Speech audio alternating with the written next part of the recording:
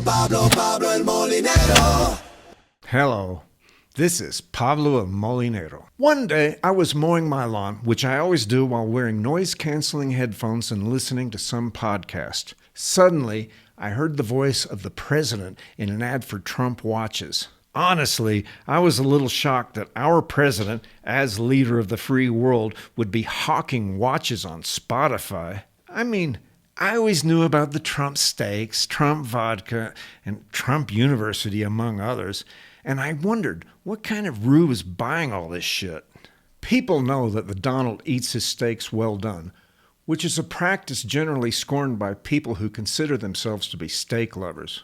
Trump doesn't drink alcohol, so I don't see how he can promote vodka based on personal experience. And I'm sorry, but anyone dumb enough to shell out 20 G's for Trump University?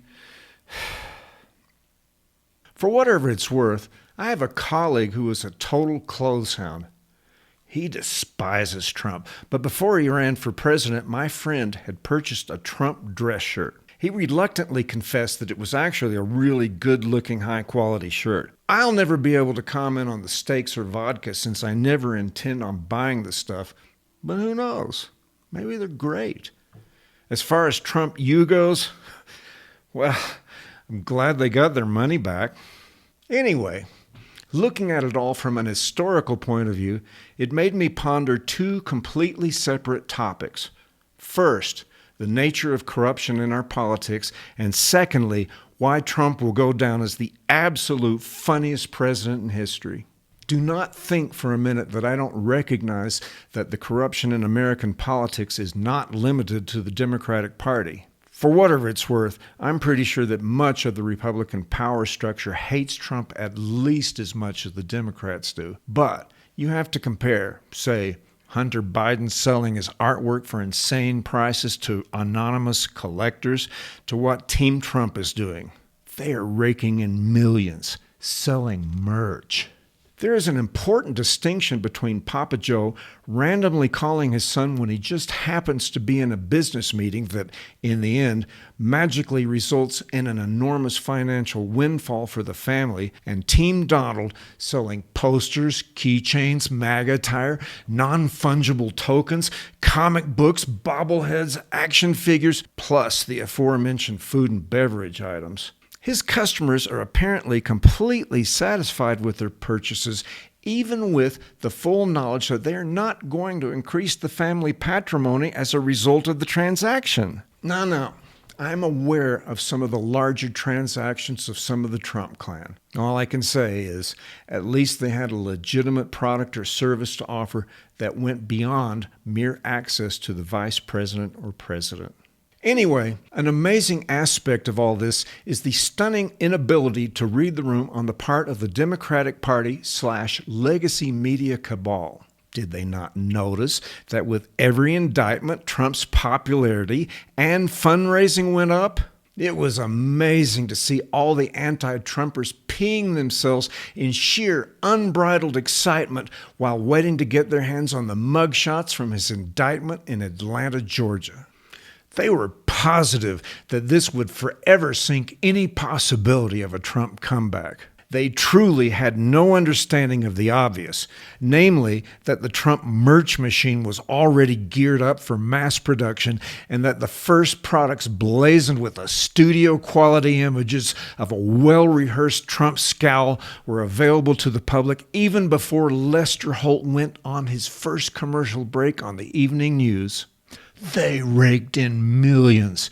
And the thing is, none of this was illegal, and the all too predictable outrage of the media just mutated into a farcical comedy. And to this day, the man cannot put on his shoes without being labeled a racist, homophobic, transphobic Nazi monster. And they are truly baffled that the rest of the country can't see what is so obvious to them. They simply can't see that calling Trump a Nazi just doesn't work anymore. So, how does this make Trump the funniest president of all time? Recently in the news, it was revealed that Trump had a new product available to the public, a cologne called Fight, Fight, Fight.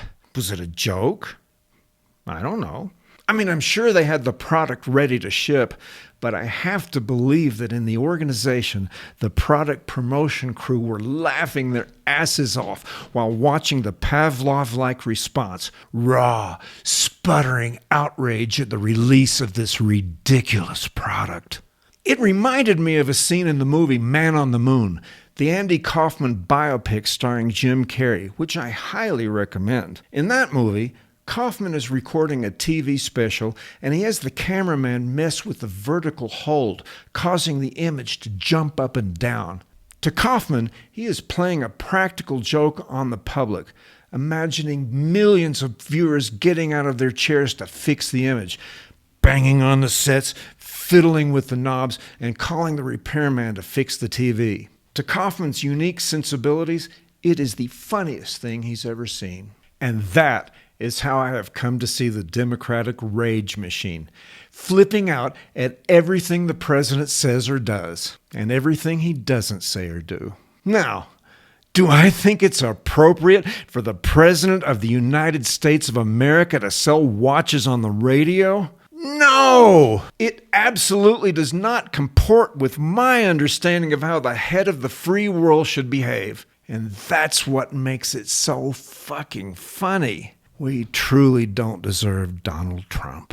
My only hope is that at the next NATO summit in Europe, after the meetings and speeches, Team Trump sets up a table full of MAGA merch for sale. And I want to hear him announce to the presidents and prime ministers, folks, outside we've got the greatest Trump coffee mugs.